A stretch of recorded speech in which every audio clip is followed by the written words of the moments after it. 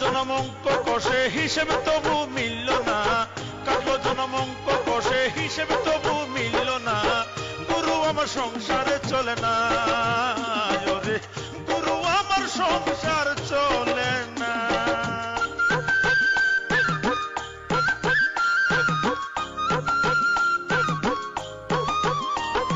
জামা দে না গায়ে ছিঁড়ে যাওয়ার ভয়, জুতো জোড়াও দে না পায়ে হয়ে যাবে ক্ষয়, ছাতাখানা যদি মেলে ধরতাম রোদ বৃষ্টি হলে, দুদিনেও টিকতো না তো কেউ তো বুঝে না, গুরু আমার সংসার চলে না, গুরু গুরু আমার সংসার চলে না।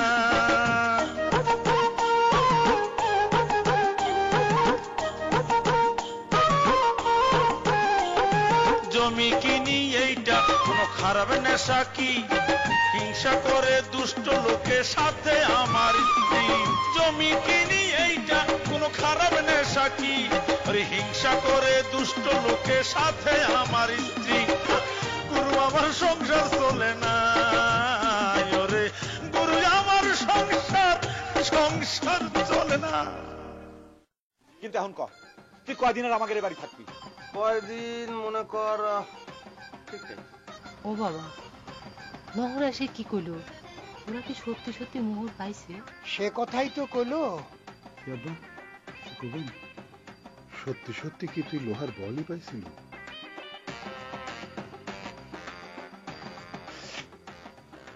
আমার শেষ পর্যন্ত আপনি আমাকে সন্দেহ করলেন। কি ব্যাপার?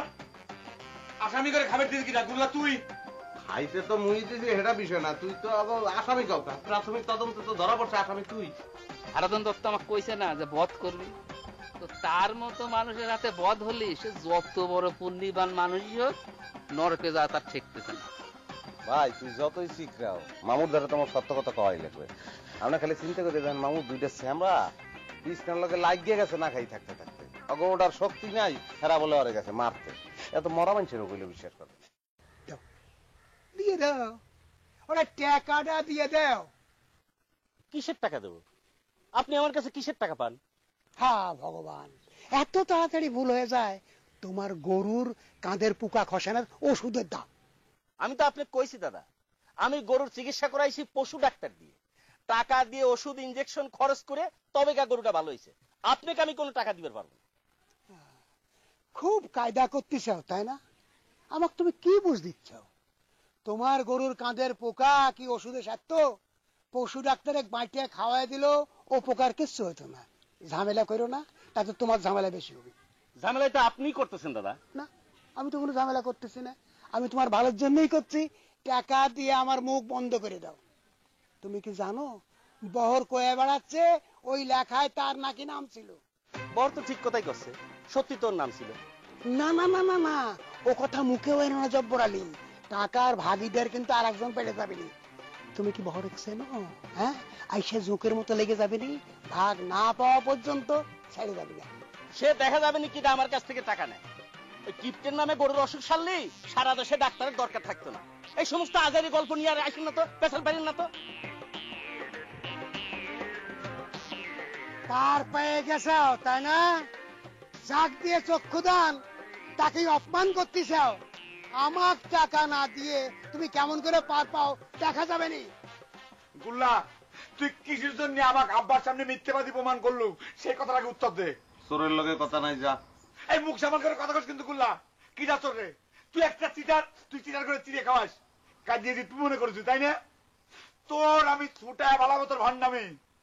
তুই যা করতে পারো সে পরে করিস, চোখের সামনে যা, তোর লগে কথা কইতে ইচ্ছে করতে আছে না। এ কথা কম কি, তুই যে মোর মামা তো ভাই, এই পরিচয় দেওয়ার উপায় রাখছো তুই? মোর মামা একটা কিপটে মানুষ, ব্যক্তি জানে ভালো কথা। কোনদিন কোন মানুষের একটা মাল হে আজ দিয়ে শুয়ে দেখছে কেউ কইতে পারবে? হ্যার পোলা হইয়ে তুই চুরি চেষ্টামি শুরু করছে। এবার এ মামা ইন্তেকাল করলে এই বাড়ির নাম দিবে বহর চোরার বাড়ি। দেখ গুল্লা, তোর মেলা আচরণ কিন্তু আমি সহ্য করেছি। তুই এই মুহূর্তে তুই এই বাড়িতে বাইরে যা, বাইরে বাড়িতে। এ সোরা, এ বাড়ি তোর একলার, এটা অংশীদার নেই, ওরা দুইজন অংশীদার নেই। মোর মায়ের অংশ বই পাবো না? এখন তুই ভালো করে হিসাব করিয়া কর, তুই কি মোরে বাইরেতে কইতে পারো না পারো না? ও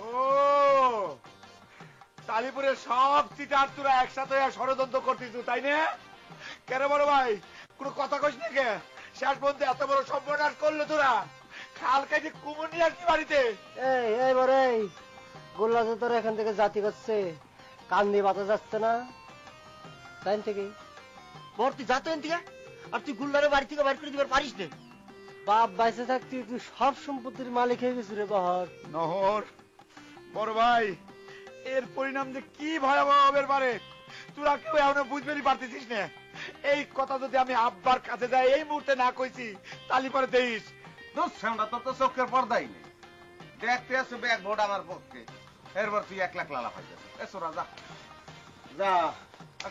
এই তুই আমার খেতা নিয়ে কিনারে, তুই এই বাড়িতে বিদায় এক করে কান্দকা ডোল বাড়িস না তো ডোল রক্ত দর্শন হয়ে যাবে, প্রচুর বিল্ডিং হবে, এখানে বিল্ডিং হবে। চলে যাও সোরা। আব্বা আব্বা আম্মা কেউ বলাই লাভ নাই। এক চোর যায় চলে মন চুরি করে, পিছে লেগেছে দারোগা। আমার হয়েছে দুনিয়ার জ্বালা, এত বড় বয়সে ছাওয়া কোনে বাপ মা কামাই করে খাওয়াচ্ছে, আর এখন আমাকে বলে তার বনে বাজারে খুঁজে বেড়ান লাগিছে। একটু যদি আক্কিল পছন্দ থাকতো আমার ভূপেনের, তালি কেস কি এই অবস্থা হয়? কে তুই এত বড় একখান চাল তোকে ঘাট ধাক্কা দিয়ে বাড়ি থেকে বাইর করা লাগবি, আর তুই বা ফিরবো না কিসের জন্য? বাপ রে বাপ, সূর্য আজকে কোন দিক থেকে উঠেছে? তুই যে বাড়ি থেকে বাইর হয়েছিস শিবানিদি।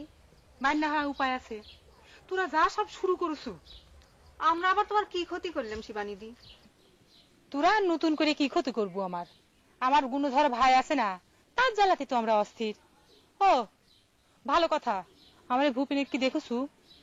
না রে, আজ তো দেখা হয় নাই। তো কাল দেখলাম খিদে কাহিল হয়ে ঘুরতেছে। কে রে, হারাধন কাকা নাকি তাকে বধ করবে চাইছে। বধ না করে কি করবি তুই জানিস চুমকি কি ধরনের সিটারিও করিছে?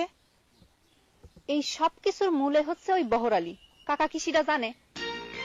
থামেক বিরাম, দেখছু তোর মাথার মধ্যে এই বুদ্ধি আইছে? আমারও তো তাই মনে হয়। কেমন যে খারাপ একখান চেংরা হয়েছে তুই চিন্তাও করতে পারবো না। সেদিন আমার বাড়ির উপর আইছে, আইসে উঠেনে দাঁড়াতে ওই যে আমার বউ ঢুলে নিয়ে আম গাছটা আছে না, ওখান থেকে একখান পাকা টসটসা আম কেবল ধুপুত করে পড়েছে। খপাত করে তুলে নিয়ে কয় কি তুই আম খেন বলে উইয়ে। চিন্তা করে দেখছু কিরম ছেঁচড়া হয়েছে। ও শিবানিদি, তোর বিয়ের সাথে চিন্তা ভাবনা কি কিছু করিস? বাপরে চেংড়ি, তুই তো দেখেছি ভালো পাকা পাকিছু, ফুল নাই ফুটতে বিয়ের চিনতে। হ্যাঁ, এখন আমি বুঝেছি আমার ভূপেনের মাথায় কোনে থেকে এসব বিয়ে শাদীর চিন্তা ভাবনা ঢুকিছে। তুগারের সাথে মিশে মিশে আমার ভূপেনটা নষ্ট হয়ে গেছে। দাঁড়া বাবা করছি, বাবার কাছে যদি আজ এই কথা না কইছি আমি।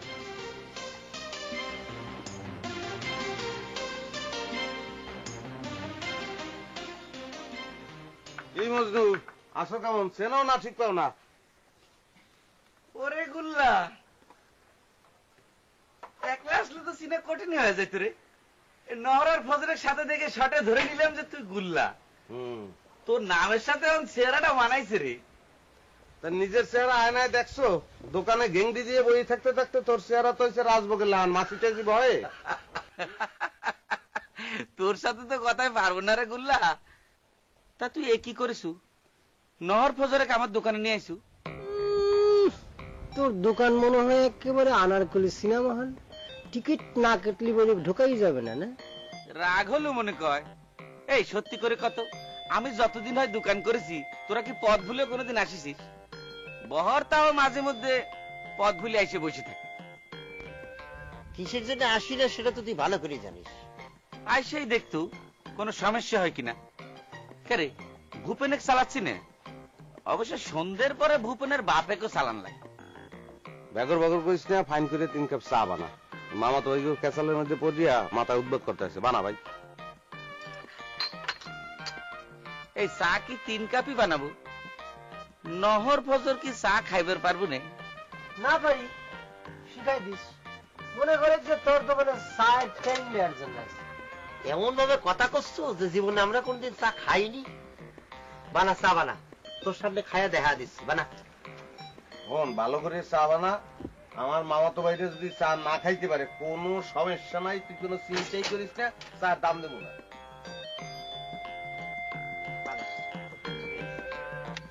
খালি দিবে দুধ বেশি দিছে আমারটা।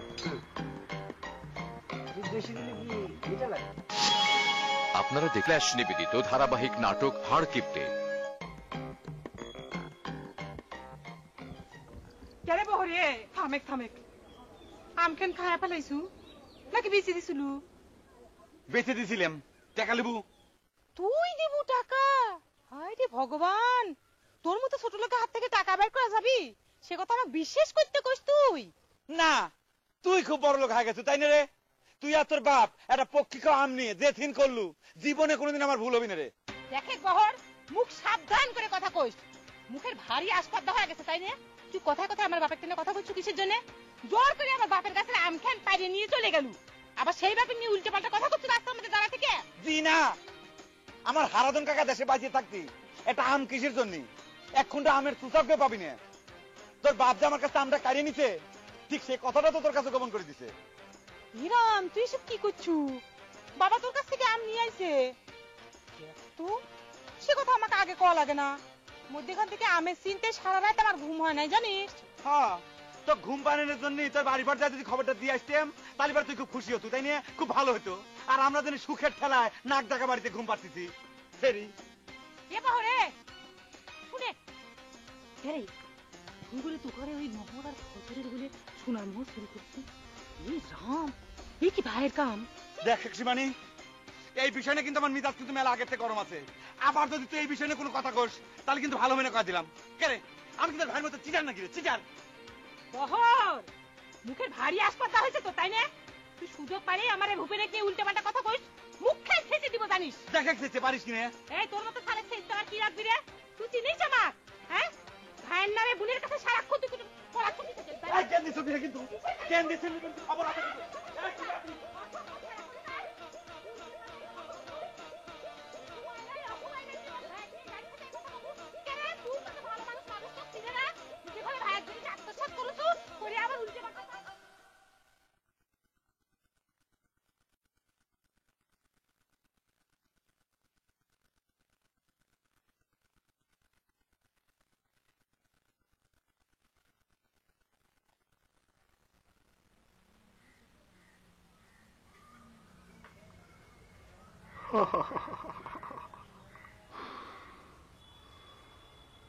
কি হলো?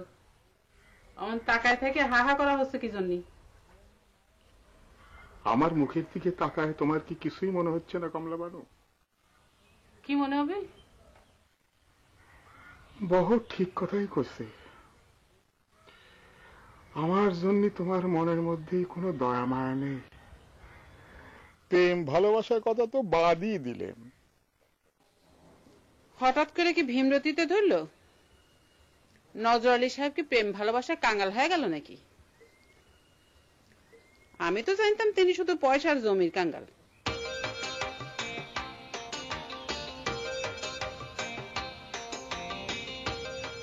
কমলা বানু, একটু মায়া করে কথাটা কম।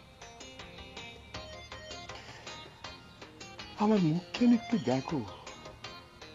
এই দুদিনে আমার মুখখান কিরম কালো হয়ে শুকিয়ে গেছে।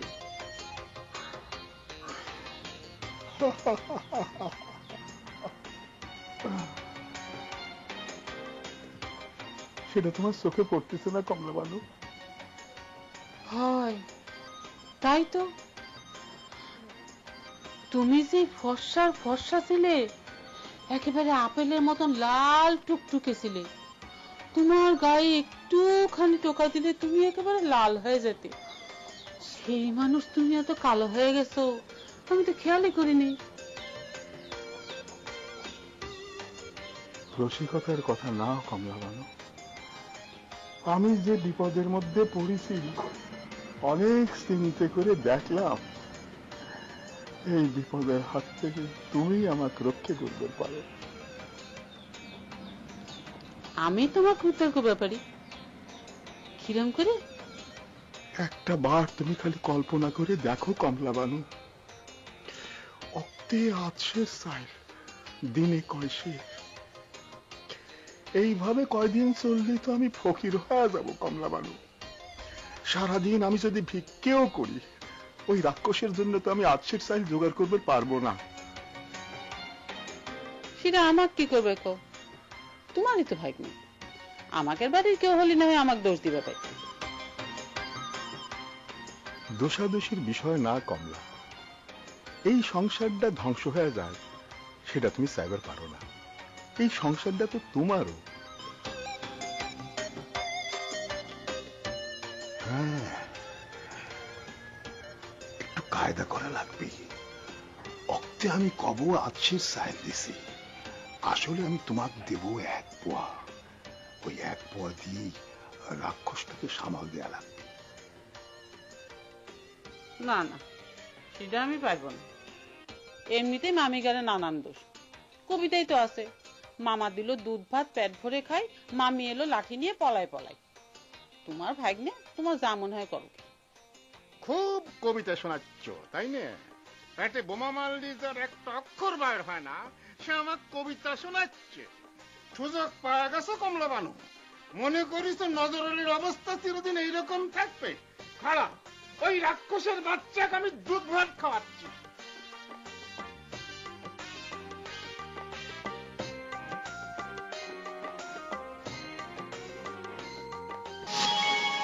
হাড় কিপটে।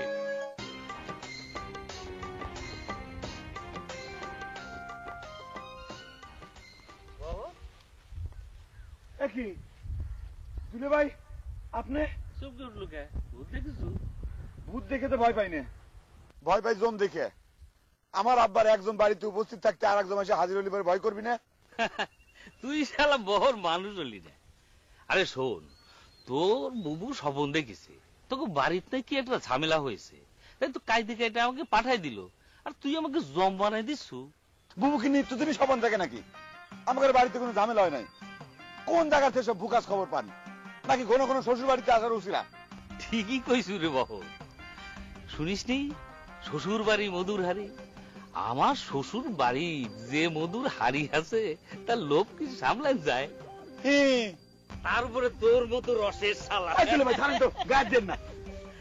এই শোন, এই রাস্তায় খারায় কথা কিন্তু ভালো দেখতেছে না। চলে বাড়ির উপর যায় কথা। ভাই থামেন, আমি তো কলাম যে আমাদের বাড়িতে কোনো ঝামেলা হয় নাই। বুবু ভুকাস খবর শুনিতে, আপনি ইচ্ছে করলে এখান থেকে বাড়ি ফিরে যাবেন পারেন, যান। কিন্তু আমার তো সেটা ইচ্ছে করতেছি না। আচ্ছা শোন, তুই যেখানে যাচ্ছিলি যা, আমাকে আমার শ্বশুর বাড়ি যাবি। দুলে ভাই, দুলে ভাই, দুলে ভাই, আপনি আমাকে বাড়ি যাবেন না। আমার আব্বা কিন্তু এমনি বিপদের ভিতর আছে। প্রত্যেক অক্তে একজন রাক্ষসের 800 সালের ভাত লাগে। আপনি আর আমার আব্বা পূজার পর শাকের আটি হবেন না দুলে ভাই। দুলে ভাই, আমার আব্বার এত বড় সর্বনাশ করবেন না আপনি। দুলে ভাই, এই শালা দুলে ভাই, শালা।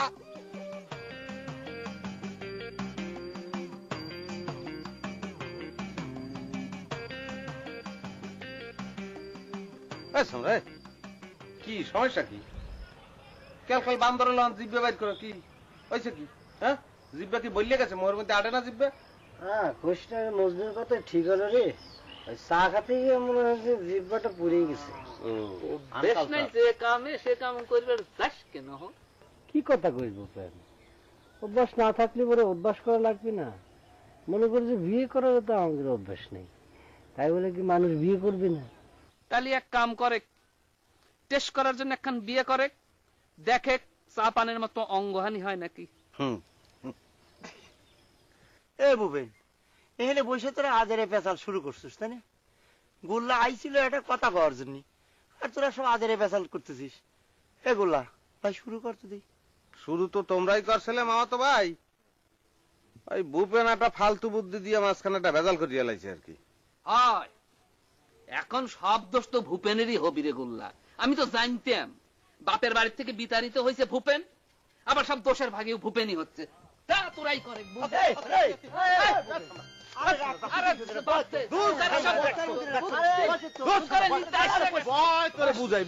কামের মধ্যে আসলে খালি কেসাল করি। আমার কাছে তো রক্ত নাই, আমার কাছে তো সাপের রক্ত। অসুবিধা নাই, তোর গায়ে খালি রক্তই আছে, আর কিছু নাই, সমস্যা নাই। তোর খালি সেতু যাস এই পুরে নাকটা বাদ দে তো, একটা বুদ্ধি বেটার। আর সিরে খায় কতদিন থাকবো রে? কতদিন? এই চিন্তাই তো করতে আসি ফজর, দেখি কি করা যায়। আচ্ছা ভুবেন রে, পেয়ারার পাতা চিবাইলে কি যে জিব্বা পুড়ে যাওয়ার উপকার হয় রে? না করছিলাম যে তোর তো প্রথম চা খেতে গিয়ে মনে হয় যে এরকম পুড়ে গেছিল, তাই না? তুই চোত্রা পাতা খাইয়ে দেখতে পারো। আবার তুমি কে? তোমাকে কেন দাওয়াত করে আনলো? আমার বাড়িতে কি নজর আলীর ভয়তার জিয়াবাদ হচ্ছে যে দলে দলে কুটুমেশের হাজির হচ্ছে? আপনাদের বাড়িতে কি ঝামেলা হয়েছে সেই কথা শুনে আপনার মিয়া কাটাকাটি শুরু করে দিল, তাই তো খোঁজ নিবার আসলাম আব্বা। তোমার বউ তো সব সময় আমার ধ্বংস কামনা করে, তাই তার মাথায় ঝামেলা ছাড়া আর কিছুই আসে না।